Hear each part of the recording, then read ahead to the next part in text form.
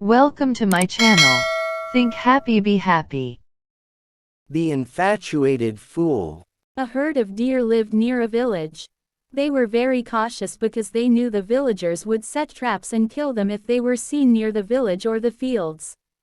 Among them was a beautiful doe with reddish fur, a white tail and big, velvet eyes.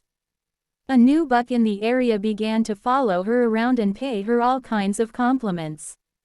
He thought he was in love with her, but the wise little doe knew that it was only a temporary fascination. It was nice to hear all his compliments, but she was worried.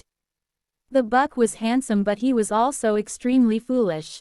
He had never lived near village, so he did not know its dangers. And he was so busy following her, that he was not careful either.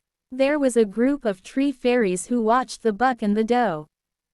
Some of them thought it all very romantic and some said that the buck was silly. One fairy was worried because the buck was likely to into trouble. One night, the doe went stealthily towards the village. The buck had been waiting, so he promptly began to follow her.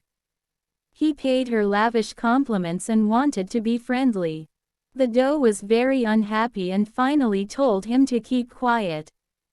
"You are not used to living near the village.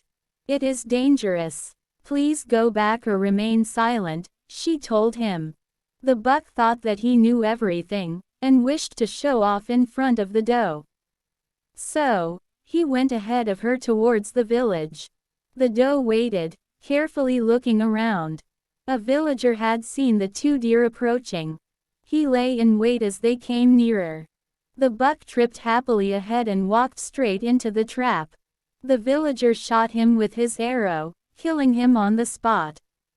The doe ran back into the forest, frightened but safe.